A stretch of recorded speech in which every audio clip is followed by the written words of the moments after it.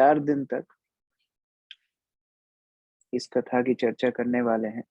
आज कथा का द्वितीय दिवस है। कथा प्रारंभ करने से पहले हम भगवान श्री रामचंद्र को प्रणाम करते हैं। रामाय रामचंद्राय रामभद्राय वेदसे रघुनाथाय नाथाय सीताय पतये नमः। हम उनके नित्य परिकरों को प्रार्थना करते हैं जो उनकी लीला में नित्य रूप से संलग्न रहते हैं, और उनके सभी भक्तों को प्रणाम करते हैं जिनकी कृपा से हम भगवान की लीला को सुन पाएं, श्रवण कर पाएं और अपने जीवन में उसको एक धरोहर के रूप में रख पाएं। तो कल हमने चर्चा की थी कि कैसे दशरथ महाराज ये निर्णय लेते हैं कि हमें राम को राजा बनाना चाहिए। सारी प्रजा, सारे मंत्री, सारे राजा जो दशरथ महाराज के चक्रवर्ती साम्राज्य के अंदर आते थे, सभी ने मिलकर के निर्णय लिया कि रामचंद्र को राजा बनाना चाहिए। लेकिन एक व्यक्ति मंथरा को वह चीज बहुत खटकी और उन्होंने कैकेयी की बुद्धि को दूषित किया। कैकेयी के दूषित होने से पूरे अयोध्या नगरी पे एक बहुत बड़ा संकट आ गया है। दशरथ महाराज कैकेयी के पास कोप भवन में जाते हैं और कैकेयी उनसे 2 वर मांगती है। पूरी रात दशरथ महाराज राम के वियोग में और यह सोचकर कि मैं राम को कैसे वन में जाने के लिए बोलूंगा और ये 2 वर का कैसे मैं स्वीकार कर सकता हूँ, ये सब सोच के दशरथ महाराज की स्थिति बहुत ही खराब थी। पूरी रात वो सोए नहीं और सुबह जब उनके सेवक, उनके मंत्री वाद्य यंत्रों के साथ उनको उठाने का प्रयास कर रहे थे, तो उस समय पर भी वो अभिनय कर रहे थे कि मानो वो सो रहे हों। वो उठना नहीं चाहते थे क्योंकि उठने के बाद ही उन्हें इस परिस्थिति का सामना करना पड़ेगा कि कैकेयी के 2 वरों को कैसे पूर्ण किया जाए। जब दशरथ महाराज उठे नहीं, राजभवन में सारी तैयारियां चल रही थी। सुमंत्र जो दशरथ के मंत्री हैं, उन्हें बड़ी चिंता हुई कि दशरथ तो कभी इतना विलंब करते नहीं हैं, दशरथ तो हमेशा समय पर ही आ जाते हैं। तो आज ऐसी क्या बात हुई जो दशरथ महाराज अभी तक इस स्थान पर आए नहीं हैं। सुमंत्र ये सोचते हुए राजा के महल में जाते हैं। उन्हें कोई रोकता भी नहीं है, वो सीधे दशरथ के महल में अंदर प्रवेश करते हैं। वो बोलते हैं, महाराज आप उठ जाइए, आप अभी निद्रा से उठिए, हमारा अभी बहुत बड़े महोत्सव का समय आ गया है। आपकी आज्ञा के अनुसार ब्राह्मण लोग स्वस्ति वाचन गा रहे हैं, वशिष्ठ इत्यादि सारे ऋषि मुनि सारी तैयारियां कर चुके हैं, राम भी तैयार हो रहे हैं। अब आप चलिए और हम राम के राज्याभिषेक की तैयारियां पूर्ण करते हैं। दशरथ शर्म से, दुख से, विषाद के साथ जमीन पर लेटे हुए थे। उनका सिर झुका हुआ था। कैकेयी पीछे से बोल पड़ती हैं। कैकेयी बोलती है, महाराज दशरथ राम के बारे में सोचते सोचते पूरी रात सोए नहीं, लगता है वो राम से मिलना चाहते हैं, तो राम को बुला लाइए। सुमंत्र जाते हैं, जैसे ही उनके कक्ष से बाहर निकलते हैं, वैसे ही वो देखते हैं कि भागे भागे कुछ मंत्री और कुछ साधु लोग आ रहे हैं और वो बोल रहे हैं कि राज्याभिषेक का मुहूर्त बहुत ही निकट है, आप महाराज को तुरंत लाइए। सुमंत्र दोबारा दशरथ के कक्ष में अंदर आते हैं और दशरथ को बड़े मधुर शब्द बोलने लगते हैं कि आप तो इंद्र के मित्र हैं, सारे असुरों का दमन करने वाले हैं, चिर आयु हैं, आप राम के पिता हैं, आप जल्दी उठ जाइए। दशरथ महाराज को सुमंत्र का गुणगान कैकेयी के कटु वचन से भी ज्यादा अंदर दुख दे रहा था, दर्द दे रहा था, क्योंकि अभी उन्हें राम के पिता के नाम से पुकारा जा रहा है। राजा उठ करके बोलते हैं कि तुम एक मृत शरीर को क्यों उपासना करते हो? राम को लेकर के आओ, मैं राम से मिलना चाहता हूँ। सुमंत्र वहां से निकल करके रथ में बैठ के राम के महल में जाते हैं। बड़ा ही सुंदर राम का महल अयोध्या में वर्णित है रामायण में।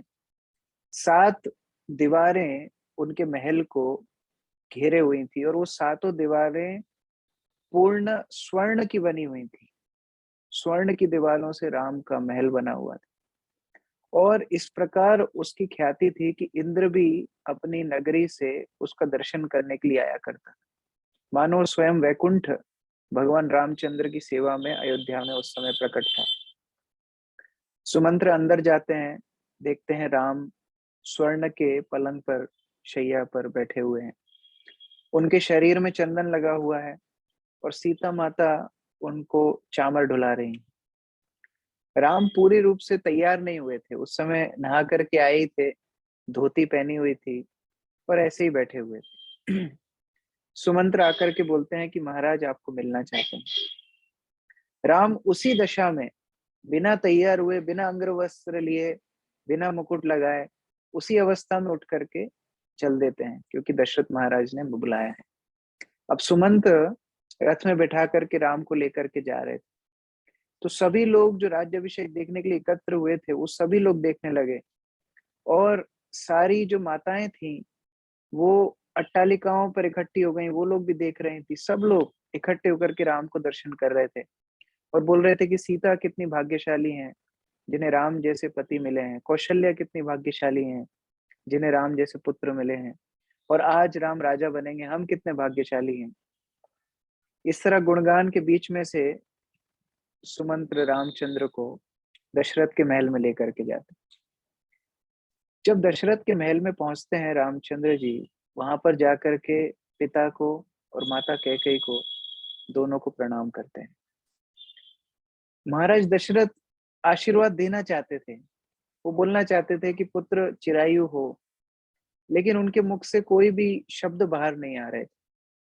उनका गला चौक हो गया था और उनकी आंखों से अश्रुधार बहने लगी। भगवान तो सब कुछ जानते हैं, सर्वज्ञ हैं, लेकिन फिर भी एक अभिनय के रूप से भगवान इस तरह अपने लीला के माध्यम से अपने भक्तों के भाव को उदित करते हैं। तो उसी रूप में भगवान कैकेयी से पूछते हैं कि माता, पिताजी को क्या हुआ है? क्या मैंने कोई अपराध किया है? क्या किसी और ने पिताजी को किसी प्रकार का कष्ट पहुंचाया है? कैकेयी मंथरा की वाणी सुन के बहुत ही पाषाण हृदयी हो गई थी। कैकेयी बोलती हैं कि बेटा, ना तो तुमने कोई दुख दिया है, ना मैंने कोई दुख दिया है। मैंने बस महाराज से 2 वर मांगे हैं, लेकिन वो उन वरों को देने से तुम्हारे कारण डर रहे हैं, तुमसे उन्हें डर लग रहा है। राम बोलते हैं कि मैं विष खा करके अपना जीवन त्याग कर दूंगा, लेकिन महाराज को मुझसे डरने की आवश्यकता नहीं है। मुझे बताइए कि आपने क्या वर मांगे हैं।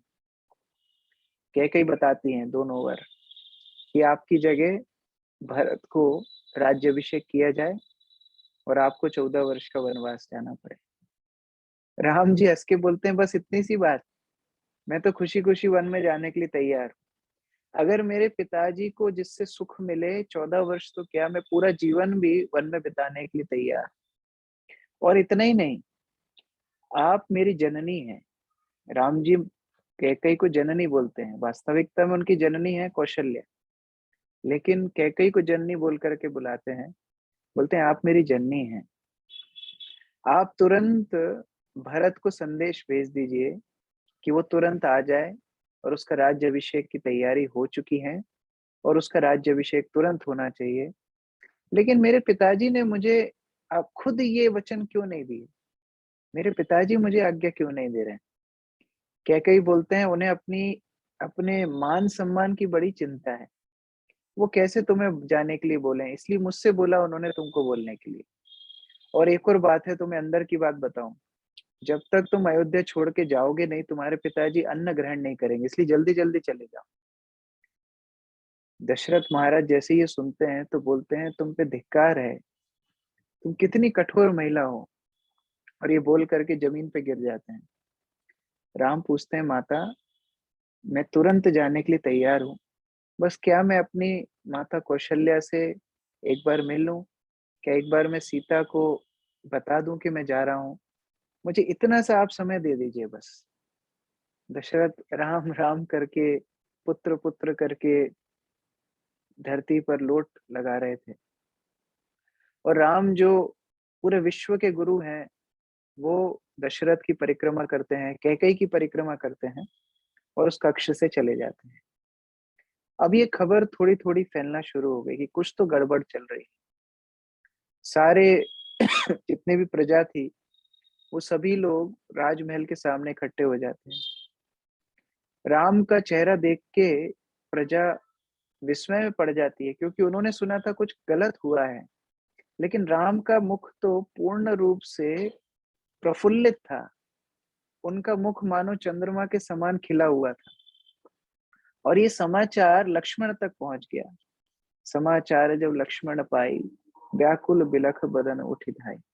जब समाचार लक्ष्मण के पास गया, तो वो व्याकुल हो गए, बिलखते हुए उठ करके भागे और रामचंद्र के पास आ गए। लेकिन रामचंद्र जी गति से आगे बढ़ते जा रहे थे, लक्ष्मण उनके पीछे पीछे चलते जा रहे थे। और राम जी कौशल्या के कक्ष में आते हैं।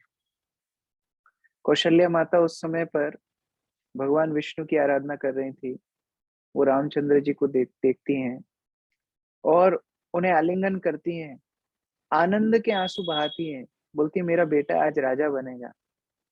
राम लक्ष्मण की तरफ देखते हैं, मुस्कुराते हैं और माता को बोलते हैं, माता आपको पता नहीं है, पिताजी मुझे पहले बता रहे थे कि मुझे वो किधर का देंगे राज्य, अयोध्या का राज्य देंगे। इस तरह पिताजी मुझे पहले बता रहे थे, लेकिन उन्होंने बहुत बड़ी बात तो छुपा रखी थी। मुझे इससे भी बड़ा राज्य मिल गया माँ। मुझे पूरे अरण्य का, पूरे पूरे जंगलों का राज्य पिताजी ने दे दिया। तो अभी मैं जंगल में जाने वाला हूँ। और माता कैकेयी ने बोला है कम से कम 14 वर्ष रह करके आना है, और उसके बाद में ये राज्य मैं भरत को दे दूंगा, जंगल का राज्य भी भरत को दे दूंगा। कौशल्या जैसे ही इस बात को सुनती हैं, जैसे मानो किसी ने एक पुष्प को उसके पेड़ से अलग कर दिया हो, जमीन पे गिर जाती हैं, बेहोश हो जाती हैं। देखिए, कौशल्या दशरथ की सबसे बड़ी पटरानी थी। लेकिन कैकेयी के आने के बाद दशरथ उनको बहुत कम समय देते थे। तो एक तरह से पति से उपेक्षा प्राप्त कौशल्या, और अभी उनका पुत्र भी उनके छोड़ के जाने वाला है, ऐसी माँ के ऊपर बहुत बड़ा संकट का पहाड़ टूट गया था। करुणा निधान श्री रामचंद्र अपनी माँ को इस हालत में देखते हैं, जमीन से उठाते हैं, उनकी धूल मिट्टी जो शरीर में लगी वो साफ करते हैं। कौशल्या कुछ समय बाद अपने होश में आती हैं और आंखों से आंसू बहाते हुए बोलती हैं, पुत्र मैं सती नारी हूँ, मैं असती नहीं हूँ, मैं शुद्ध हूँ। मेरी इंद्रियां मेरे वश में हैं। मैंने गुरुओं की, भगवान की पूर्ण निष्ठा के साथ सेवा की है। तुम मुझे छोड़ के नहीं जा सकते। मैंने अपने जीवन में कोई भी ऐसा पाप कर्म नहीं किया जिसकी वजह से तुम मुझे छोड़ के जा सकते हो। जिस तरह चातक पक्षी वर्षा की प्रतीक्षा करता है, उसी प्रकार मैं प्रतीक्षा कर रही थी कि तुम राजा बनोगे। मेरा हृदय वास्तविकता में पाषाण से भी ज्यादा कठोर होगा कि तुम्हारे वन में जाने की बात सुन के ये 1000 टुकड़ों में बटा नहीं। और एक बात बताती हूँ कि माता पिता से बड़ी होती है। पिता अगर कोई आज्ञा देते भी हैं, तो माता की आज्ञा पिता की आज्ञा से बड़ी होती है। तो मैं तुम्हें आज्ञा देती हूँ कि तुम मत जाओ। राम बोलते हैं, माता वो बात सही है, लेकिन कैकेयी भी तो माता है ना। दशरथ अकेले ने नहीं बोला, कैकेयी ने भी बुलाया जाने के लिए, तो मुझे जाना पड़ेगा। कौशल्या बोलती है कि अगर तुम जाओगे तो मैं प्राण त्याग कर दूंगी, दशरथ प्राण त्याग कर देंगे। कैकेयी पूरे साम्राज्य का भोग करे, मुझे उससे चिंता नहीं है, लेकिन मुझे छोड़ के मत जाओ। राम उनको साहस देते हैं, बोलते हैं मैं 14 वर्ष के लिए ही तो जा रहा हूँ। 14 वर्ष तो बहुत छोटा समय होता है, तुरंत आ जाऊंगा, मुझे रोको मत। इतने में लक्ष्मण जो पास में खड़े थे, क्रोध तो उन्हें बहुत आ रहा था, लेकिन रोके हुए थे। अच्छा, लक्ष्मण अनंत शेष हैं। जब सांप फुंकार करता है तो उसकी आवाज कैसी होती है? लक्ष्मण की फुंकार पूरे कक्ष को हिला रही थी।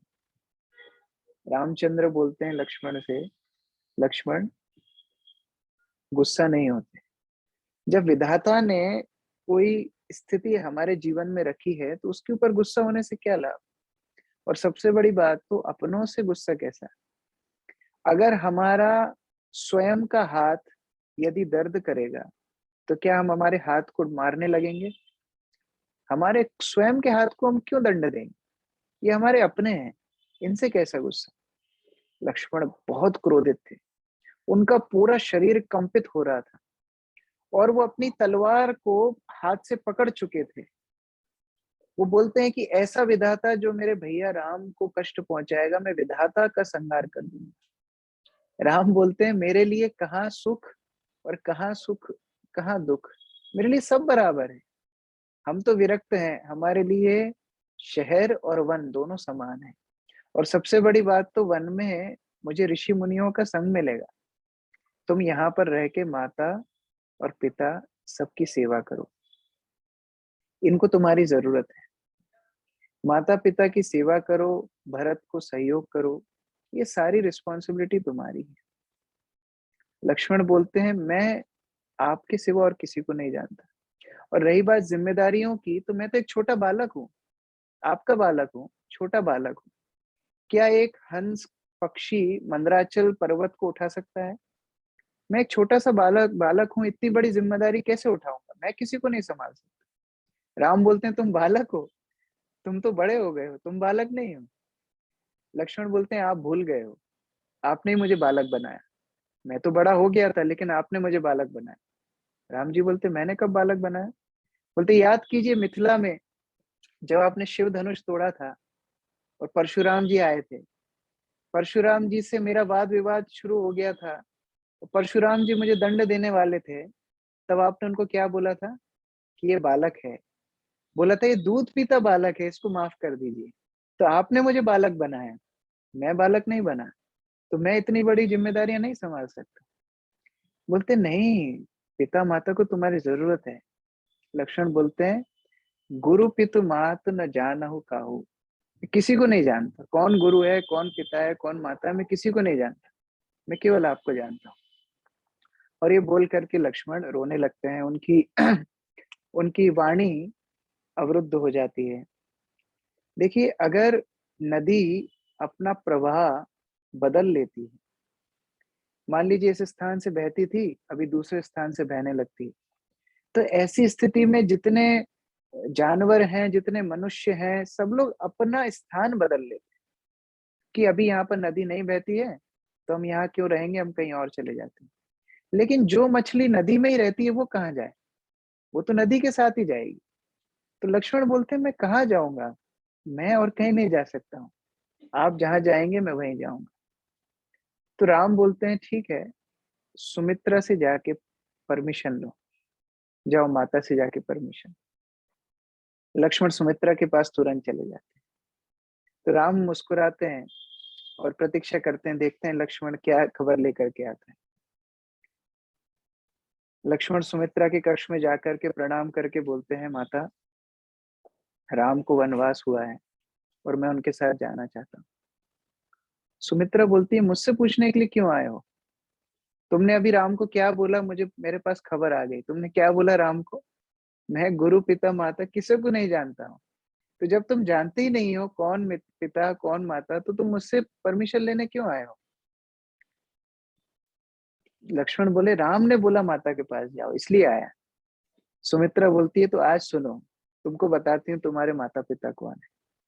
तात तुम्हारी मात वैदेही, पिता राम सब भांति सने। लक्ष्मण बेटा, तात तुम्हारी माता वैदेही है, सीता है। मैं तुम्हारी माता हूं ही नहीं, मैं देही हूँ, लेकिन वो वैदेही है। वो सीता है, वो तुम्हारी असली माता है। और पिता राम सब भांति सने, तुम्हारे पिता रामचंद्र है। अवध जहां तहां राम निवास। अवध वहां पर है, अयोध्या वहां पर है जहाँ राम रहते हैं। जिस प्रकार जहाँ सूर्य होता है वहां पर प्रकाश होता है, उसी प्रकार जहाँ राम है वहीं अयोध्या है। यहाँ तुम्हारा अभी कोई कार्य नहीं है, चले जाओ। और सुमित्रा बोलती है, तुम्हें पता है लक्ष्मण राम वन क्यों जा रहे हैं? लक्ष्मण दोबारा क्रोधित हो जाते हैं, हाँ वो कैकेयी की वजह से। सुमित्रा मुस्कुराती, नहीं नहीं, किसी को दोष मत दो, राम तुम्हारी वजह से वन में जा रहे हैं। लक्ष्मण बोलते हैं, मेरी वजह से?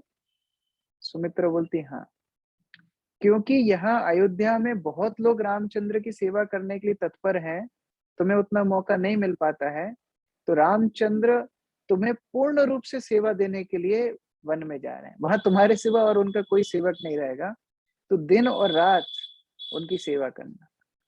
लक्ष्मण बोलते हैं, माता मैं दिन में तो कर सकता हूँ, रात में कैसे करूंगा? रात में तो सो जाऊंगा। माता बोलती हैं, लक्ष्मण 14 वर्ष तुम्हें सोना भी नहीं है, बिना सोए बिना खाए राम और सीता की सेवा करना है। सुमित्रा लक्ष्मण को आलिंगन देती हैं और आशीर्वाद देती हैं जाने के लिए। दो ही माता ऐसी हुई, एक ध्रुव की माता, एक लक्ष्मण की माता, जिन्होंने आशीर्वाद दिया भगवान की सेवा में जाने की। बाकी सब माता, चैतन्य महाप्रभु की माता ने भी रोक लिया, लेकिन बाकी सबकी माता ने जाने दिया, यही दो माता ने जाने दिया। तो लक्ष्मण राम के पास वापस आते हैं और राम लक्ष्मण से अब थोड़ा सा हास्य रस में आ गए। राम बोलते हैं, बेटा तुम मुझे बोले थे कि तुम्हें माता पिता कोई को नहीं जानते हो, मैंने तुमको बोला कि माता के पास जाओ, तो तुम माता के पास क्यों गए? लक्ष्मण बोलते हैं, मैं माता से आज्ञा लेने नहीं गया था, मैं ये पता करने गया था कि मेरी माता कौन है। अब मुझे पता पड़ गया कि मेरी माता वैदेही है, जानकी है, सीता है, और आप मेरे पिता हैं, तो मैं आपके साथ चलूंगा। राम बोलते हैं, ठीक है चलो।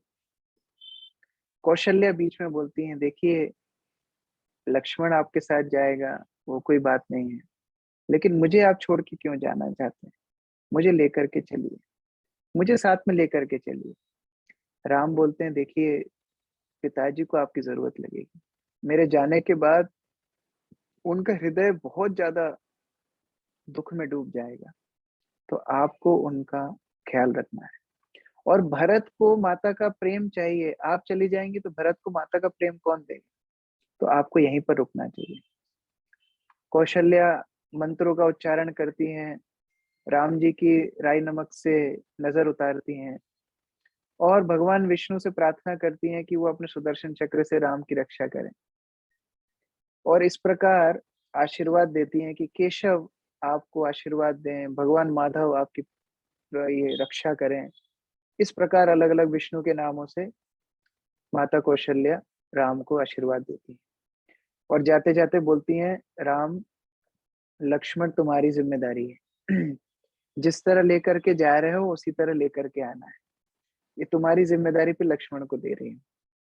कौशल्या राम को गले से लगाती हैं, उनके सिर को सूंघती हैं, प्रेम से आलिंगन करती हैं। राम कौशल्या की प्रदक्षिणा करते हैं और चले जाते हैं। अब राम जाते हैं अपने स्वयं के भवन में, जानकी से बात करने, सीता से बात करने। सीता को राम बताते हैं कि जानकी मैं कुछ समय के लिए वन में जा रहा हूँ। जानकी बोलती है, तो ठीक है मैं भी साथ में चलूंगी, बिना सोचे, कोई किसी प्रकार का विलंब नहीं। सीता बोलती है, मैं भी जाऊंगी। राम बोलते हैं, नहीं नहीं, ये संभव नहीं है, आपको यहीं पर रहना है। जब राम इस तरह बोलते हैं, राम स्वयं को बहुत कष्ट हो रहा है ये बोलते हुए, क्योंकि ये शाश्वत युगल जोड़ी है, राधा कृष्ण, लक्ष्मी नारायण, सीताराम, इनको अलग नहीं किया जा सकता। तो राम को स्वयं को बोलते हुए बहुत दुख हो रहा है कि तुमको यहीं पर रहना है। और उस समय सीता चारु चरण नख लेखत धरणी, अपने पैर से भूमि पर मानो कुछ आकृति बना रही हूँ। इस प्रकार कुछ मुंह से नहीं बोल पा रही हैं, अपने पैर से धरती पर इस तरह कुछ आकृति बनाने का अभिनय करती हैं। और सीता मन ही मन सोचती हैं कि मेरी इस नुपुर की ध्वनि सुन के आपने मुझे मिथिला में पुष्प वाटिका में स्वीकार किया था, और आज मैं इस नुपुर की ध्वनि दोबारा से आपको सुना रही हूँ कि आप मुझे अब दोबारा से स्वीकार करें और वन में लेकर के जाएं। राम सीता को बोलते हैं, नहीं तुम हंस कुमारी हो, तुम सौम्य हो, कोमल हो, तुम जंगल में कैसे जाओगी? सीता बोलते हैं, ये नाम तो सुना सुना लग रहा है, हंस कुमार। जब मैं मिथिला में थी तो मेरी माता ने आपका जब वर्णन किया था तो उन्होंने यही बोला था कि राम हंस कुमार है। तो जब हंस कुमार वन में जा सकते हैं तो हंस कुमारी भी वन में जा सकती है। तो इस प्रकार सीता और राम बहुत लंबे समय तक प्रीति कलह करते रहे। फिर अंततः राम लक्ष्मण को बोलते हैं कि ठीक है, सीता भी हमारे साथ चलेगी, हम तीनों साथ में चलेंगे। आप जा करके 2 धनुष ले आइए, बाण ले आइए, तलवार ले आइए और हम लोग चलने की तैयारी करते हैं। लक्ष्मण सारे अस्त्र ले आते हैं। रामचंद्र तब लक्ष्मण को बोलते हैं कि जाइए सुयज्ञ को बुलाइए, जो वशिष्ठ के पुत्र थे, उनको बुलाइए, हम दान देंगे। सभी ब्राह्मणों को बुलाइए। रामचंद्र जी के महल में जो कुछ था सब कुछ वो दान देना शुरू करते हैं। सुयज्ञ को अपने सारे आभूषण, सारे कीमती रत्न, धन सब कुछ दे देते हैं। और सीता सुयज्ञ की पत्नी को अपने सारे गहने, अपने सारे वस्त्र सब कुछ दे देती हैं। राम अपना वाहन, अपना रथ, अपना हाथी सब कुछ दान में देना शुरू करते हैं। हजारों हजारों गायें दान में देते हैं। बोलते हैं, लक्ष्मण इस पूरे धन को देखो, ये सब तुम ब्राह्मणों में, हमारे दास दासियों में, हमारे शुभ चिंतकों में बांटना शुरू कर दो। अगस्त, कौशिक, गार्ग, शांडिल्य, जितने ऋषि हैं सबको दो। मेरे सारथी उसको दो। सारे जो गंधर्व हैं, जो कुश्ती करने वाले हैं, जो बड़े बड़े महारथी आते हैं, धोबी हैं, नाई हैं, सबको दान देना शुरू करो। हर सन्यासी को 2-2 हजार स्वर्ण मुद्राएं दो। जो कुछ मेरे पास है कुछ भी नहीं छोड़ना, सब कुछ दान में दे देना। राम वनवास ले रहे हैं तो एक्टिंग नहीं कर रहे हैं, लॉक करके नहीं जा रहे हैं कि मैं आकर के सब दोबारा से रिक्लेम करूं। वास्तविक वन में जाने की तैयारी कर रहे हैं, सब कुछ देना शुरू करते हैं। एक ब्राह्मण उसी समय आता है, बूढ़ा, जर्जर अवस्था में ब्राह्मण, त्रिजटा नाम का। वो राम जी को बोलता है, राम आप तो सबको दान दे रहे हैं, मेरी पत्नी है, बच्चे हैं, हमारे पास कुछ भी नहीं है, हमको आप क्या देंगे? राम उनके साथ थोड़ा सा आनंद, हंसी मजाक करते हैं। बोलते हैं, ये छड़ी है, इस छड़ी को जहां तक फेंकोगे वहां तक जो कुछ आएगा सब कुछ तुम्हें दे दूंगा। वो त्रिजटा वो छड़ी को फेंकता है, सरयू के उस पार तक वो छड़ी जाकर के गिरती। हजारों गायें, लंबी भूमि, जो कुछ उसके बीच में आती, रामचंद्र त्रिजटा को दे देते हैं। इस प्रकार दान दे करके राम जी तैयार हो जाते हैं और जाने की तैयारी पूर्ण करते हैं। जब राम, सीता और लक्ष्मण तीनों राम जी के महल से निकल के दशरथ के महल को जाने के लिए तैयार होते हैं, अब पूर्ण फाइनल परमिशन लेने के लिए जा रहे हैं, तो सारी प्रजा आश्चर्यचकित हो जाती है। क्योंकि वो बोलते हैं कि ये सीता महारानी, इनको देवी देवता आकाश में अपने विमानों से भी देख नहीं पाते, आज सीता खुले में रथ में बैठ के बाहर कैसे आ गई? रामचंद्र आज बिना मुकुट के बाहर क्यों आ गए? लक्ष्मण उनके साथ क्यों है? क्या बात है? किसी ने बोला, कैकेयी ने उनको वनवास दिया है। प्रजा में इस तरह बात हो गई, हम विद्रोह करेंगे, हम राम को वन नहीं जाने देंगे। और यदि राम वन जाएंगे तो हम सब भी वन में जाएंगे। भरत को खंडरों का राजा बनना पड़ेगा, इस अयोध्या में कोई नहीं रहेगा। क्या जल के बिना जलचर प्राणी रह सकते हैं? जहां जल जाएगा वहां जलचर प्राणी जाएंगे, तो हम सब राम के साथ जाएंगे। तो राम सब सुनते जाते हैं लेकिन कुछ भी बोलते नहीं, केवल मुस्कुराते हैं। राजा के महल में प्रवेश करते हैं दशरथ महाराज के साथ। सुमंत्र दशरथ महाराज को बोलते हैं, राम आए हैं। इतना हास्य उल्लासित मुख राम का, जैसे मानो राज्याभिषेक हो चुका है। इस प्रकार से प्रफुल्लित रामचंद्र जी वहां पर खड़े हैं।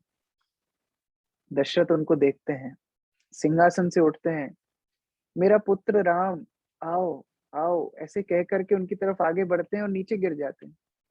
राम जाकर के उन्हें उठाते हैं, आलिंगन करते हैं।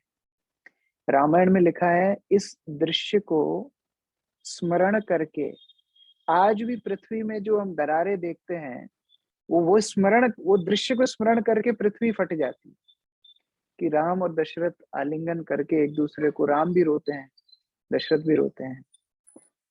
दशरथ सीता और लक्ष्मण से बात करना चाहते हैं लेकिन अचेतन हो जाते हैं। हजारों राजमहल में रहने वाली स्त्रियां सब रोने लगती हैं, मानो शमशान जैसा राजमहल बन गया। एक मुहूर्त बाद, जो कि 48 मिनट होते हैं, दशरथ दोबारा से चेतन होते हैं। राम हाथ जोड़ करके बोलते हैं, पिताजी आज्ञा दीजिए, हम वन को जाना चाहते हैं। मैं बहुत बहुत उत्सुक हूँ वन में जाने के लिए, और सीता और लक्ष्मण भी मेरे साथ जाएंगे।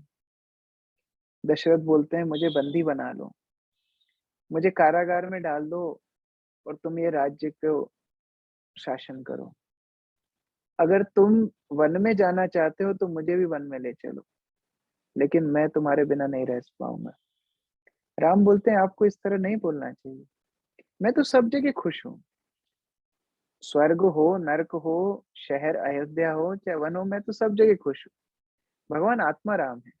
आत्मा राम जो ऋषि मुनि होते हैं, आत्मा रामश्च मुनयो निर्ग्रंथि अपि उरुक्रमे, जिनकी कोई ग्रंथि नहीं है, जिनका कोई बंधन नहीं है, जिनकी कोई आसक्ति नहीं है, ऐसे आत्माराम साधु मुनि भी भगवान के प्रति आकर्षित हो जाते हैं। इस प्रकार आत्माराम भगवान स्वयं है। तो ऐसा आत्माराम पुरुष को कहाँ समस्या होगी। दशरथ समझ गए कि ये अभी वन में जाने के लिए निश्चय कर चुके हैं। दशरथ बोलते हैं, एक बड़ी सेना तैयार करो, जहां जहां राम जाएंगे 14 वर्ष तक ये सेना साथ में जाएगी, और मेरे पूरे कोष से, धन कोष से सारे हीरे रत्न, सारे आभूषण, सब कुछ निकालो, राम की सेवा के लिए लेके जाओ। धन धान्य का भंडार हमेशा साथ में चलना चाहिए। दासियों की एक टोली तैयार करो जो पहले से जाकर के राम जी के हर जगह स्थान पे सेवा करने के लिए तत्पर रहेगी। राम अगर वन में रहना चाहते हैं तो वन को राजमहल बना दो, भरत रहेगा अयोध्या में, कोई दिक्कत नहीं, आप वन को अयोध्या बना दो। कैकई बोलती है, उसको देश निकाला दिया है, वो कोई हॉलीडे ट्रिप पे नहीं जा रहा है, देश निकाला दिया है। जिस प्रकार असमंजस के पिता ने उनको देश निकाला दिया था, दशरथ दुख से चिल्लाने लगते हैं, तुम जैसी पापी स्त्री मैंने आज तक नहीं देखी। जो अयोध्या के प्रधानमंत्री थे सिद्धार्थ, वो बोलते हैं कि असमंजस को उनके पिता ने इसलिए देश निकाला दिया था क्योंकि उन्होंने कुछ छोटे बालकों को कुएं में डाल दिया था। राम का क्या दोष है। राम का चरित्र पूर्ण रूप से शुद्ध है। साधु ऋषि मुनि भी राम की उपासना करते हैं। ऐसा राम, इन्होंने क्या गलती की है। दशरथ कैकेयी को श्राप देने वाले थे, इतने में ही राम रोक देते हैं। देखिए पिताजी, जिसने घर छोड़ के वन में जाने का निश्चय कर लिया हो, उसको धन धान्य का क्या लाभ। मुझे ऋषि मुनियों के साथ रहने दीजिए। मैंने अपना रथ, अपना हाथी, सब कुछ दान में दे दिया। अब वो हाथी को चलाने वाली डंडी हाथ में लेके क्यों जाऊंगा। कहने का मतलब है, मैंने अयोध्या का राज्य जब भरत को दे दिया, तो अयोध्या का धन कोष लेकर के मैं क्यों जाऊंगा। सब कुछ भरत के लिए रखिए, मैं वन में जाना चाहता हूँ। और आप मुझे केवल इस तरह व्यवस्था कर दीजिए कि पेड़ की छाल के बने हुए वस्त्र मुझे दे दीजिए, जो पहन करके मैं वन में जाऊंगा। कैकेयी तुरंत बोलती है, उसकी चिंता मत करो, मैंने तैयार रखे हैं पहले से। ये पेड़ की छाल के वस्त्र लो, इन्हें तुरंत पहन लो और वन में जाओ। बिना संकोच के रामचंद्र जी वो पेड़ की छाल के वस्त्र ले लेते हैं और उन वस्त्रों को पहन करके तैयार हो जाते हैं। तापस वेश विशेष उदासी 14 वर्ष राम वनवासी। तापस वेश में राम आ जाते हैं तपस्वी के वेश में। लक्ष्मण उन्हें देखकर तुरंत एक और सेट कैकेयी ने रेडी रखा था, लक्ष्मण उसको लेकर के तैयार हो जाते हैं और कैकेयी आगे बढ़ करके बोलती है मेरे पास एक और सेट है, सीता तुम ये पहन लो। सीता के हाथ में दे देती। सीता उन वस्त्रों को पकड़ करके देखती है कि इनको पहनना कैसे है। दो वस्त्र हाथ में थे, एक तो अपने अग्रभाग को ढक लेती हैं, दूसरा वस्त्र हाथ में पकड़ के खड़ी हो जाती हैं, इसको पहनना कैसे है। वो देखती है राम की तरफ शर्म से, लज्जा से। उस राजकुमारी ने कभी इस तरह वस्त्र देखे ही नहीं जीवन में। राम तुरंत आते हैं, सीता को वो कपड़े पहनाने के लिए तैयार हो जाते हैं। सीता जो स्वयं लक्ष्मी, महालक्ष्मी है, वो एक एक अ, एक दरिद्र, एक अनाथ बच्ची के जैसे वहां पर खड़ी थी। वशिष्ठ मुनि ये देख करके बहुत क्रोधित हो जाते, बोलते कैकेयी तुम अपनी सारी सीमाओं का उल्लंघन कर चुकी। राम वन में जाने के लिए तैयार हैं, उनको तापस वेश दिया है, ठीक है, सीता का क्या दोष है। तुम सीता को इस प्रकार से नहीं वस्त्र दे सकते। तुम कली की मूर्तिमान स्वरूप स्वरूप ये त्रेता युग नहीं है, अभी कलयुग शुरू कर दिया तुमने। और हम सब राम के साथ चले जाएंगे, तुम अयोध्या नगरी वीरान रहेगी, तुम अकेले वहां पर रहना। दशरथ भी बोलते हैं सीता और लक्ष्मण को क्यों इस तरह के वस्त्र दिए। राम बोलते हैं पिताजी, ये सब बात तो छोड़िए, आप माता का ध्यान रखना, क्योंकि कैकेयी माता को बहुत लोग अपशब्द सुनाएंगे, आप माता का ध्यान रखना। जो माता इस तरह पत्नी के साथ, खुद के साथ इस तरह व्यवहार किए, रामचंद्र बोल रहे हैं आप इनका ध्यान रखना, उनके प्रति बहुत प्रेम रखना। दशरथ जोर जोर से रोने लगे, कैकेयी को धिक्कार देने लगे और वो समझ गए राम जो वनवासी वेश में धारण कर लिया है, वो क्या सेना साथ में लेकर के जाएगा, वो क्या धन कोष साथ में लेकर के जाएगा, वो तो पैदल ही चल के जाएगा। तो दशरथ दोनों हाथों को अपनी छाती पे रख लेते हैं, क्योंकि उनका हृदय फटने के समान हो गया है। दशरथ बोलते हैं सुमंत्र जाओ मेरे रथ में राम को छोड़ करके आओ। और कोई भी माता पिता इस सृष्टि में इस प्रकार का दिन न देखे जब उनके प्रिय पुत्र से उनको अलग होना पड़े। सीता को आभूषणों से, वस्त्रों से सुशोभित कर दो। कौशल्या बीच में बोलती हैं कि महाराज सीता को लज्जित मत कीजिए। राम अगर वनवासी वेश में जा रहे हैं तो ये सीता के लिए सम्मान है कि वो भी वनवासी वेश पहने, तो सीता के लिए सम्मान है। सीता बोलती है आप मुझे आशीर्वाद कीजिए कि मैं मेरे पति की सेवा कर सकूं और कभी भी इंद्रिय तृप्ति में लिप्त ना हो। सीता को कौशल्या और सुमित्रा दोनों आलिंगन करते हैं, आशीर्वाद देते हैं। और राम सबको बोलते हैं कि मैं तुरंत वापस आ जाऊंगा सीता लक्ष्मण के साथ।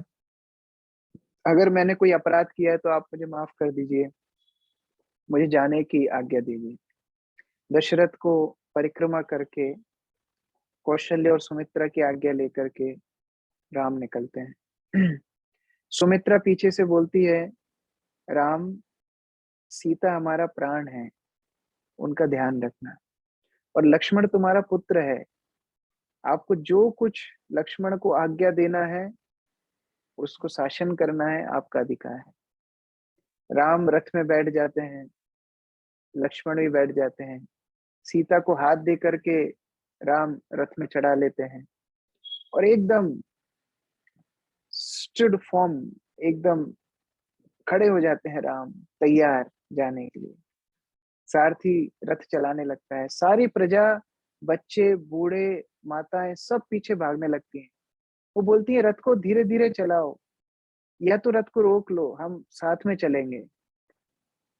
जिस प्रकार एक प्यासा कुएं की तरफ भागता है, जिस प्रकार एक मुमुक्षु भगवान मुकुंद की तरफ भागता है, जिस प्रकार एक डरा हुआ व्यक्ति अपने अपने ईश्वर की तरफ भागता है, इस प्रकार ये सारी प्रजा भगवान रामचंद्र के पीछे भागने लगी। और लक्ष्मण और सीता को सब बोलने लगे, आप तो कितने भाग्यशाली है कि राम आपको साथ में लेकर के जा रहे हैं, हमें क्यों आप छोड़ के जा रहे हैं, हमको भी लेके चलिए। राम का रथ आगे बढ़ जाता है। यहाँ दशरथ अंदर समझ जाते हैं कि राम तो वास्तव में चले गए, और वो चिल्लाने लगते हैं कि मुझे मेरे पुत्र राम का दर्शन दोबारा करना है। और क्योंकि उनके अश्रु से उनकी आंखें ढकी हुई थी, वो देख नहीं पा रहे थे, वो चल रहे थे फिर गिर रहे थे, चल रहे थे फिर गिर रहे थे। माताएं भी संभालना चाहती थी, लेकिन वो भी अश्रुओं के कारण देख नहीं पा रही थी। राम राम का उच्चारण करके, सीता लक्ष्मण का उच्चारण करके वो भूमि पे गिर रहे थे। और दशरथ पीछे से चिल्ला रहे थे कि रुको रुको। सुमंत्र जो राम को लेकर के जा रहे थे, तो दशरथ की ध्वनि सुन के रथ को रोकने लगते हैं। राम बोलते नहीं चलो, सुमंत्र बोलते नहीं महाराज बोल रहे हैं। राम बोलते हैं आप महाराज को वापस जाएंगे तो बोल देना कि उनकी आवाज सुनाई नहीं दी, आप चलो, आगे चलते चलो। सुमंत रथ को आगे बढ़ाते हैं।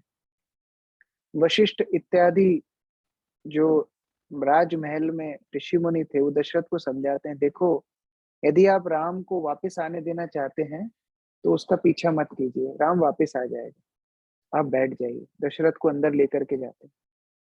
राम जैसे ही राजमहल से बाहर निकलते हैं, हर प्रकार की समृद्धि मानो राजमहल को छोड़ चुकी थी। जिस प्रकार शरीर को आत्मा छोड़ देती है, उस प्रकार सारी समृद्धि उस राजमहल को उसी समय छोड़ दी। और हर व्यक्ति उस शोक में डूब गया। और पृथ्वी, आकाश, जलचर, थलचर, हर प्रकार के चलने वाले पेड़, पक्षी, जानवर, सब, मनुष्यों का तो क्या कहना था, सभी लोग रोने लगे। कौशल्य और कैकेयी दोनों दशरथ को संभाल रही थी। दशरथ कैकेयी का परित्याग करते हैं कि आज से आपका मैं परित्याग करता हूँ, आप मेरी नजरों से दूर चले जाइए, आप आपके पुत्र भरत को राजा बनाइए, मेरा आपसे कोई भी लेना देना नहीं है। और यदि भरत राजा बन जाता है तो भरत का दिया हुआ पानी भी मैं मरने के बाद स्वीकार नहीं करूंगा, पिंडदान तो बहुत दूर की बात।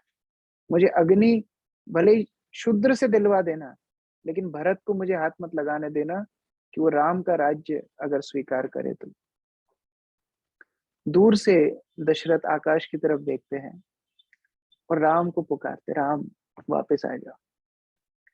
राम को देख तो नहीं पा रहे हैं, सारी इंद्रियां स्थगित हो गई, मन वाणी सब कुछ, मानो योगी जिस प्रकार पूर्ण रूप से आंतरिक रूप में चला जाता है, इस प्रकार दशरथ स्तब्ध हो गए और कौशल्या के कक्ष में चले गए। राम कहाँ हो, राम कहाँ हो, इस तरह मानो यही उनका जप था। कौशल्या को राम की लीलाओं का स्मरण कराने लगे। कौशल्या, तुम्हें याद है जब राम का जन्म हुआ था, वो चमक रहा था, उसका वर्ण हमारे जैसा नहीं था, अभूतपूर्ण अलौकिक उसका वर्ण था। उसके सुंदर सुंदर केश थे, उसके पैरों में अलौकिक चिन्ह थे। और याद है जब वो पहली बार चलने की कोशिश कर रहा था, ठुमक चलत रामचंद्र बाजत पैजनिया, कैसे उसके पैर में नुपुर की ध्वनि आ रही थी। और तुम्हें याद है जब उसने पहली बार मुझे पिताश्री कह करके बुलाया था। इस प्रकार दशरथ पागलों की जैसे राम के स्मरण में डूब गए। वहां स्त्रियां और बच्चे उस गति से नहीं चल पा रहे थे जिस गति से रथ चल रहा था, वो लोग वहीं पर थक के बैठ गए, रोने लगे। और बाकी जो लोग चल पा रहे थे, वो लोग पीछे पीछे दौड़ करके राम का पीछा कर रहे थे। उनकी वाणी स्तब्ध हो गई, हाथ जोड़ करके रो करके प्रार्थना कर रहे थे, धीरे चलो, हम आपके साथ चलना चाहते हैं। राम बोलते हैं, रुक जाओ, आप लोग भरत की सेवा करो, वो मेरा भक्त है, वो मेरा भाई है, वो राजा बनेगा, मैं राजा बनूंगा, कोई अंतर नहीं है, आप उनके साथ रहिए। अयोध्या के लोग बोलते हैं, ईश्वर ने, विधाता ने एक ही हृदय दिया है, दो हृदय नहीं दिए, एक ही हृदय दिया है जो हम आपको दे चुके हैं, अभी और किसी को नहीं दे सकते। पीछे पीछे ब्राह्मण भाग भाग के रामचंद्र को बोल रहे हैं कि रामचंद्र जी आप रुक जाइए। और जब रामचंद्र नहीं सुन रहे हैं तो घोड़ों को बोल रहे हैं, ये घोड़ों आप रुक जाओ, हमारे हमारे स्वामी को आप वन में लेकर के मत जाओ, ये सारी प्रजा अनाथ हो जाएगी। जब रामचंद्र ने देखा कि इस प्रकार लोग व्याकुल हो रहे हैं, रामचंद्र रथ से नीचे उतर गए और साथ में उनके चलने लगे। विप्र लोग दोनों हाथ जोड़ करके बोलते हैं, हे तात, तो हमारे पुत्र समान हो, रुक जाओ, वापस चलो, हमारे ऊपर राज्य करो। ये साधुओं को देखो जो नीचे पड़े हुए हैं, तुम्हें प्रणाम कर रहे हैं, ये सब तुम्हें वापस जाने के लिए प्रार्थना कर रहे हैं। ये वेद वेदांग यज्ञ सबके स्वामी तुम हो, हमारे ब्राह्मण कुल की रक्षा करो, वापस चलो। और वो पेड़ों को देखो, वो लताओं को देखो, वो तो चल भी नहीं पा रहे हैं, इसलिए वहीं पर खड़े खड़े रो रहे हैं, उनका क्या होगा, आपके भक्तों का क्या होगा। और उन जीव जंतुओं कीट पतंगों का क्या होगा, उन हिरणों का, उन पक्षियों का, उन चर अचर वस्तुओं का क्या होगा जो आपके वियोग में रो रहे हैं। तो आप इन सबको दुख में रख करके नहीं जा सकते। आप दीन वत्सल हैं, आप करुणा निधान हैं। राम सब सुनते जा रहे हैं, लेकिन मानो उपेक्षा करते हुए उदासीन भाव से चलते जा रहे हैं। शाम का समय होता है, तमसा नदी के किनारे भगवान रामचंद्र आते हैं और वहीं पर उस दिन विश्राम करने का निर्णय लेते हैं। रामचंद्र लक्ष्मण को बोलते हैं कि आज से हम लोग फल फूल कंदमूल ये सब पे अपना जीवन निर्वाह करेंगे, और अपने घर को कभी याद मत करना, घर को याद करोगे तो वन में नहीं रह पाओगे। तो आज से वन ही हमारा घर है। सुमंत्र रथ को एक स्थान पे रख देते हैं, घोड़ों को छोड़ देते हैं, और सभी जितने लोग, प्रजा के लोग, जितने लोग रामचंद्र जी के साथ आए थे, वो लोग भी छावनी बना करके वहां पर विश्राम करने लगते हैं। लक्ष्मण जी जो नित्य रूप से भगवान विष्णु की शैया है शेषनाग के रूप में, वो बाह्य रूप से राम और सीता के लिए शैया बनाते हैं। किसकी शैया बनाते हैं? कुशा घास की शैया बनाते हैं। कुशा घास की शैया पर राम विश्राम करते हैं सीता देवी के साथ। लक्ष्मण उनके पाद प्रक्षालन करके उनकी प्रदक्षिणा करते हैं और उनकी सेवा में तत्पर खड़े हो जाते हैं। उस रात तमसा नदी पर करोड़ों लाखों करोड़ों लोग विश्राम कर रहे हैं एक साथ। गाय, हिरण इत्यादि पशु सब वहां पर बैठ गए हैं।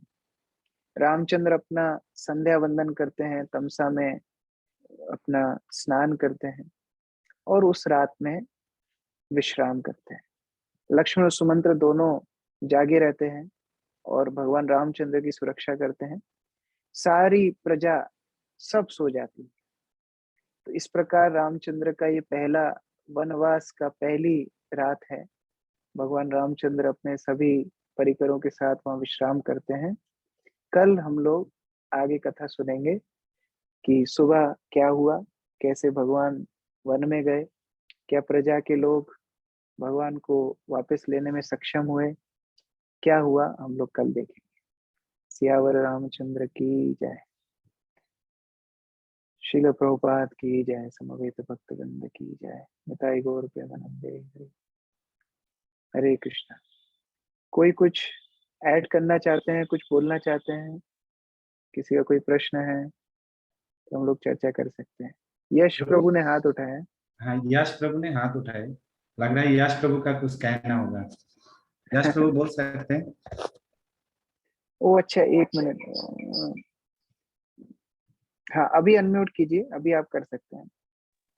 हरे कृष्ण प्रभु जी, दंडवत प्रणाम। धन्यवाद प्रणाम। क्या सुन पा रहे हैं सर? हाँ, सुन पा रहे। प्रभु जी, एक मेरा छोटा सा प्रश्न था। जब मैं सुन रहा था तो मेरे मन में एक छोटा सा प्रश्न ये है कि जब श्री राम जा रहे होते हैं वन में, वन गमन करते रहते हैं, तो उस समय जो महाराज दशरथ हैं वो बहुत जोर जोर से मतलब चिल्लाते हैं। तो श्री राम जो है वो सुमंत को बोलते हैं कि बोल देना जब वापस लौटोगे तो कि हम नहीं सुने हैं या फिर आवाज सुनाई नहीं दी है। और एक तरह से वो अपने पिताजी का कहीं न कहीं थोड़ा-सा हम समझ सकते हैं कि वो अवहेलना करके आगे बढ़ जाते हैं। तो ये क्या कुछ है, मैं थोड़ा-सा समझना चाहता हूँ? रामचंद्र जी जानते थे कि यदि उस समय वो भावुकता में वापस चले जाएँगे, तो दशरथ उन्हें वापस जाने नहीं देंगे। क्योंकि दशरथ जी वचन दे चुके हैं कैकेयी को। उन वचनों को पालन करने के लिए रामचंद्र थोड़ा कठोर अभिनय वहाँ पर कर रहे हैं। अगर वापस चले जाते सुन के तो दशरथ फिर वापस नहीं जाने देते। तो उस प्रकार की कठोरता पिता की आज्ञा पालन करने के लिए पुत्र को करनी पड़ती है कई बार। जैसे कभी मान लीजिए किसी को पिता को पुत्र को बोले तुमको आईआईटी में पास होना है। फिर 1 महीने बाद ही पिता फ़ोन लगाए कि बेटा घर आ जाओ मिलने। तो बच्चे को क्या करना चाहिए? अभी दोनों ही आज्ञा है, एक है आईआईटी में पास होने की, एक है वापस आने की। तो बच्चा बोलेगा पिताजी आपने तो बोला आईआईटी पास करना है, तो मैं हर महीने घर नहीं आ सकता। क्योंकि उनको पता है जब आईआईटी पास कर लेंगे तो पिता ज़्यादा खुश होंगे। उसी प्रकार से रामचंद्र समझ रहे थे कि ठीक है, पिताजी की ये आज्ञा है, लेकिन इससे बड़ी आज्ञा पालन करना ज़रूरी है। तो बड़ी आज्ञा के लिए छोटी आज्ञा छोड़ी जा सकती है। इस प्रकार नीति शास्त्र में बताया है। और प्रभु जी मतलब इसका मतलब हम ये समझ सकते हैं कि कुछ डिसीजन को लेने के लिए हम पेरेंट्स का थोड़ा बहुत उनका अवमानना कर सकते हैं आगे फ्यूचर के लिए, अगर कुछ चीज़ अच्छा हो तो ऐसा कुछ कर सकते हैं, ऐसा है क्या? हाँ, इसमें लक्ष्मण का उदाहरण बहुत इम्पोर्टेंट है। लक्ष्मण तभी माता को भूल गए, जब उन्होंने राम को पूर्ण रूप से पकड़ लिया। अगर आप उच्च रूप से भगवान के भक्तों का, गुरु का, कृष्ण का आदेश पालन कर रहे हैं, तब अगर आप 19-20 माता-पिता की बात मानते हैं या नहीं मानते हैं तो चलेगा। लेकिन अपनी मनमानी बात के लिए अगर माता-पिता की बात नहीं मानते हैं, तो वो पाप के पात्र बनते हैं। तो उस प्रकार से हमको समझना पड़ेगा। लक्ष्मण के जैसा स्वभाव अगर है, तो हम वो चीज़ कर सकते हैं, लेकिन कहाँ हमारे अंदर लक्ष्मण जैसा स्वभाव है। अगर 14 वर्ष जाग के बिना खाए सेवा करने की इतनी सक्षमता है, तो फिर माता-पिता की बात भी ठुकरा सकता है वो व्यक्ति।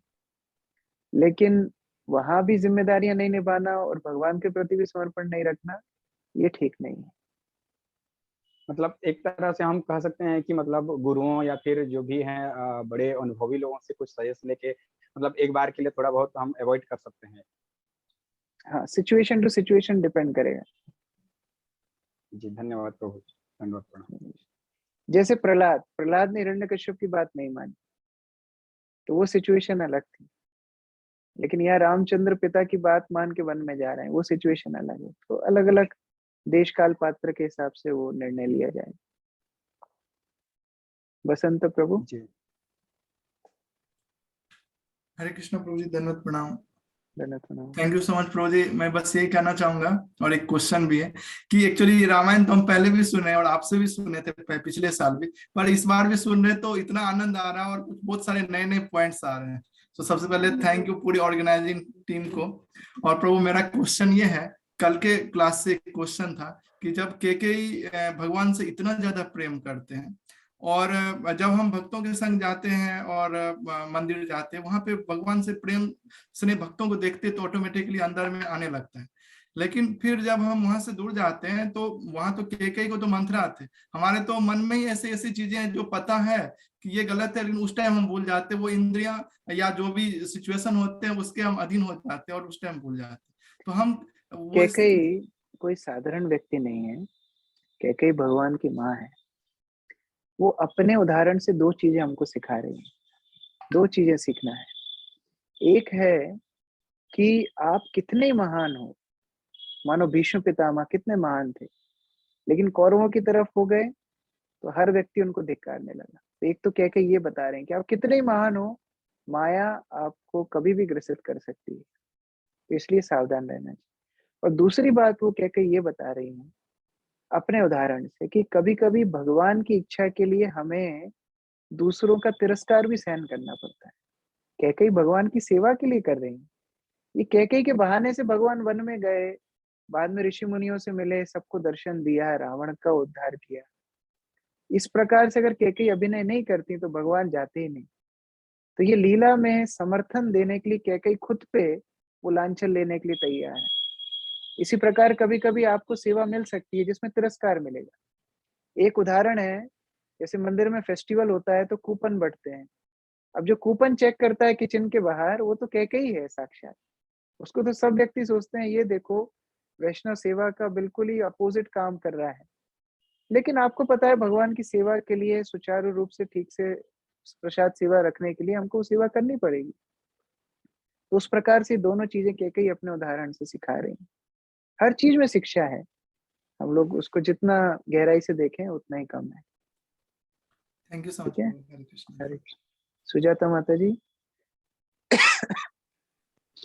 हरे कृष्णा प्रभु जी। मैंने एक रामायण की सीरीज पढ़ी थी, तो उसमें मैंने एक वर्षन पढ़ा था जो बहुत कम सुनने को मिलता है। तो मैं पूछना चाह रही हूँ उसकी ऑथेंटिसिटी क्या है। जैसे उसमें बताया था कि हर एक को अपने कर्मों का फल भोगना पड़ता है और साक्षात मर्यादा पुरुषोत्तम भगवान राम भी उसके अधीन है। तो मैंने पढ़ा था कि जब वो बालक की अवस्था में थे तो एक बार उन्होंने मंथरा के कुबड़ेपन का उपहास किया था, जिसको उसने इतने वर्षों तक अपने मन में दबा और फिर उसका बदला उन्होंने राज्याभिषेक के दिन लिया। तो ऐसा वाल्मीकि रामायण में आता है क्या कहीं पर? हरे कृष्ण। ये बिल्कुल भी नहीं आता है। एक्चुअली मायावादी का अर्थ क्या है? जो हर चीज को माया का आकार समझते हैं, वो भगवान को भी माया का आकार समझते हैं, क्योंकि उनको बुरा लगता है। मान लीजिए आपकी कॉलोनी में आप सभी टैक्स भरते हैं, एक आदमी टैक्स नहीं भरता है, तो आपको कैसा लगेगा? आपको लगेगा अरे हम सब टैक्स भरते हैं, ये क्यों नहीं भरता है, इसको पकड़ के जेल में डालना चाहिए। बाद में पता पड़ा कि वो तो प्रधानमंत्री निकला। अब क्या होता है, मायावादी लोग सोचते हैं अरे हम सब कर्म बंधन में है, तो भगवान क्यों नहीं है, भगवान को भी कर्म बंधन में होना चाहिए। नहीं नहीं, भगवान मायातीत है, त्रिगुणातीत है, तो त्रिगुणों से ऊपर है, माया से ऊपर है, कर्म बंधन से ऊपर है। कर्म बंधन माया के अधीनस्थ काम करते हैं और माया भगवान के अधीनस्थ काम करती है। मैया अध्यक्ष भगवान की अध्यक्षता में सुयते सा चराचरम, सारी चराचर सारी प्रकृति सब कुछ भगवान की अध्यक्षता में काम करती। तो उस प्रकार के मायातीत भगवान माया के वश में नहीं रहते। अगर भगवान मजाक भी उड़ाए मंथरा का तो उसका सौभाग्य था। जैसे कृष्ण लीला में कुब्जा का मजाक उड़ाए भगवान, बोलते हे सुंदरी, लेकिन वो तो कुब्जा थी। लेकिन बाद में क्योंकि भगवान के प्रति समर्पित थी, भगवान ने उनको स्वरूप इतना सुंदर रूप दिया, बाद में उनको अपनी अंतरंग पार्षद के रूप से स्वीकार किया। अगर मंथरा भी उस तरह लेती तो आज उसका नाम भी उस प्रकार से पूजा जाता। तो उस प्रकार उन्होंने द्वेष रखा, इसलिए मंथरा को आज कोस रहे हैं। भगवान की डांटना और प्रेम करना दोनों ही एक समान है। तो उस प्रकार भगवान कर्म बंधन में नहीं फंसते हैं। मेरा अनुरोध है वो आप किताब को रद्दी में बेच दीजिए और वाल्मीकि रामायण जो प्रमाणित है वो पढ़िए। ठीक है, थैंक यू। हरे कृष्ण। हरे कृष्ण। कृष्ण गो प्रभु खंडवा। हरे कृष्णा प्रभु जी, धन्यवाद प्रणाम। हरे प्रभु कृष्ण। जी, हमारा क्वेश्चन है, राम भगवान वन गमन के लिए जाते हैं तो पूरा संत समाज जल चर नभचर पूरा जगत व्याकुल हो गया, पर कैकेयी के मन में दया क्यों नहीं आई प्रभु जी? मैं अभी वही समझा रहा था कि भगवान की सेवा के लिए कभी कभी वो ड्रामा, आप लोग ने ड्रामा देखा है, मूवीज देखी है, हर व्यक्ति का एक रोल होता है ना। मान लो हीरोइन को कोई व्यक्ति परेशान कर रहा है और हीरो आकर के बोलता है कि अरे आप परेशान क्यों कर रहे हो, और वहीं पर वो विलन बोले सॉरी सॉरी गलती हो गई, हीरोइन को लेके जाओ, तो आपको मजा नहीं आएगा। विलन थोड़ा सा हंसेगा, थोड़ा डराएगा, फिर हीरो हीरोइन की लड़ाई होगी, हीरो और विलन की लड़ाई होगी, फिर हीरोइन को हीरो लेकर के जाएगा, तब तो आपको मजा आएगा। उसी प्रकार से भगवान की लीला में मजा कैसे आएगा, हमारे भाव कैसे चर्न आउट होंगे। भगवान हमारे भावों को उदय करना चाहते हैं। हमको गुस्सा आएगा, अरे कैकेयी ने ऐसा क्यों किया, हमारे रामचंद्र के साथ ऐसा क्यों किया, तब तो आपका भाव ऊपर आएगा। तो वो ड्रामा करने के लिए कैकेयी वो अभिनय कर रहे हैं, लेकिन वो माँ है, भगवान की माँ है। उस प्रकार उनका चरित्र खराब नहीं है, लेकिन लीला के लिए उनको वो अभिनय करना पड़ रहा है। ठीक है, हरे कृष्णा प्रभु जी। हरि हरि बोल, धन्यवाद। ठीक है, बहुत बहुत धन्यवाद। तो हम लोग कल मिलते हैं और ये अयोध्या कांड को आगे बढ़ाते हैं। हरे कृष्णा। जगत गुरु श्रील प्रभुपाद की जय। मर्यादा पुरुषोत्तम भगवान श्री रामचंद्र की जय। जय। निताई गौर प्रेमानंद। हरे हरे कृष्ण। कृष्ण।